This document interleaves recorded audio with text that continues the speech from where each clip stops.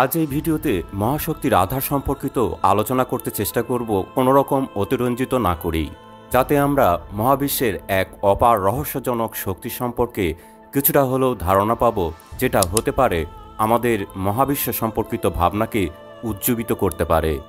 তো চলুন শুরু করা যাক। আপনারা দেখছেন সায়েন্স স্ট্রিট, সাথে আছি আমি রিটন। এক অজানা শক্তি স্টার থেকে স্টার, গ্যালাক্সি থেকে গ্যালাক্সি, গ্যালাক্সির ক্লাস্টার থেকে আরেকটি গ্যালাক্সি ক্লাস্টারকে ক্রমাগত খুব দূরে সরে দিচ্ছে, এবং এই শক্তির কারণেই আমাদের এই মহাবিশ্বের দ্রুত বিস্তার বা সম্প্রসারণ হচ্ছে। আর এই শক্তি হল ডার্ক এনার্জি বা অন্ধকার শক্তি।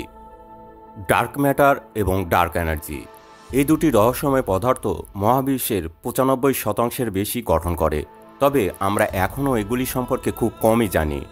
ডার্ক ম্যাটার মহাকর্ষীয় আকর্ষণ তৈরি করে, যা গ্যালাক্সিগুলোকে একসাথে ধরে রাখে, তবে এটি আমাদের দ্বারা সরাসরি পর্যবেক্ষণ করা সম্ভব হয়নি।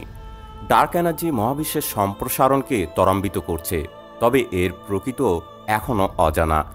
আমরা অসংখ্য বিষয়ের সমাধান করতে পারলেও মহাবিশ্বের দিকে এবং এই ডার্ক ম্যাটার, ডার্ক এনার্জির বিষয়গুলোর দিকে তাকালেও বুঝতে পারি আসলে বিজ্ঞান কত দূরে এগোতে পেরেছে। তার মানে এই না যে যেটুকু আবিষ্কার হয়েছে বা রহস্যের সমাধান হয়েছে তা থেকে আমাদের উন্নয়ন হয়নি। উন্নয়নের দিকে তাকালে সেটাও এই শতাব্দীর বিজয় বলেই মেনে নিতে হবে। অন্ধকার শক্তির প্রথম পর্যবেক্ষণমূলক প্রমাণ। অন্ধকার শক্তির অস্তিত্ব প্রমাণের জন্য সুপারনোভা পর্যবেক্ষণ গুরুত্বপূর্ণ ভূমিকা পালন করেছে। টাইপ 1A সুপারনোভা হল এক ধরনের নক্ষত্র বিস্ফোরণ যা সর্বদা একই উজ্জ্বলতা প্রদর্শন করে। জ্যোতির্বিজ্ঞানীরা দূরবর্তী ছায়াপথে এই সুপারনোভা পর্যবেক্ষণ করে তাদের দূরত্ব পরিমাপ করতে পারেন। রেডশিট নামক আরেকটি দৃশ্যমান আলোর প্রভাব ব্যবহার করে জ্যোতির্বিজ্ঞানীরা সুপারনোভা থেকে কত দ্রুত সরে যাচ্ছে তাও পরিমাপ করতে পারেন। আশ্চর্যজনকভাবে পর্যবেক্ষণে দেখা গেছে যে দূরবর্তী সুপারনোভা যত বেশি, তত দ্রুত তারা সরে যাচ্ছে। এই ফলাফলটি বিজ্ঞানীদের বিস্মিত করেছিল, কারণ তারা মনে করেছিলেন যে মহাবিশ্বের পদার্থের মহাকর্ষীয় আকর্ষণ মহাবিশ্বের সম্প্রসারণকে ধীর করে দেয়। পরবর্তীতে পর্যবেক্ষণগুলি ইঙ্গিত করেছিল যে মহাবিশ্বের প্রসারণ ত্বরান্বিত হচ্ছে।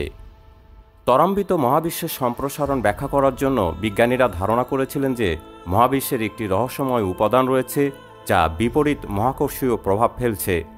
এই রহস্যময় উপাদানটিকে অন্ধকার শক্তি বলা হয়। সুপারনোভা পর্যবেক্ষণ ছাড়াও অন্ধকার শক্তির অস্তিত্বকে সমর্থন করে আরও বেশ কিছু পর্যবেক্ষণমূলক প্রমাণ রয়েছে। এর মধ্যে রয়েছে কসমিক মাইক্রোওয়েভ ব্যাকগ্রাউন্ড বা CMB এর পর্যবেক্ষণ। CMB হল মহাবিশ্বের প্রাচীনতম আলো এবং এর বিন্যাস মহাবিশ্বের সামগ্রিক পদার্থের বণ্টনের প্রতিফলন করে। CMB এর পর্যবেক্ষণগুলি অন্ধকার শক্তির পরিমাণ সম্পর্কে আমাদের ধারণার সাথে সামঞ্জস্যপূর্ণ। গ্যালাক্সির বণ্টনের পর্যবেক্ষণ। বৃহৎ আকারের স্কেলে ছায়াপথগুলি মহাবিশ্ব জুড়ে একটি ফেনা সদৃশ্য কাঠামো তৈরি করে। এই বণ্টন অন্ধকার শক্তির বা ডার্ক এনার্জির প্রভাব দ্বারা আকৃতি পেয়েছে বলে মনে করা হয়। লেন্সিং পর্যবেক্ষণ। যখন আলো একটি ভারী বস্তুর কাছাকাছি দিয়ে যায় তখন বস্তুটি আলোকে মাকিয়ে ফেলে, যাকে লেন্সিং বলা হয়।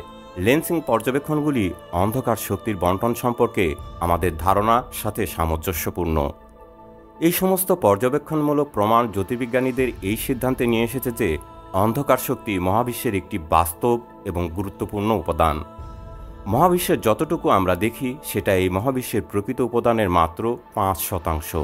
বাকিটা রহস্যময় ডার্ক এনার্জি, অর্থাৎ বলতেই হয় আমরা মহাবিশ্বের আসলে তেমন কিছুই দেখিনি। জ্যোতির্বিজ্ঞানীদের কাছে এটা খুবই আগ্রহের বিষয় যে এই মহাশক্তি আসলে কেমন এবং এটা ঠিক কিভাবে কাজ করছে।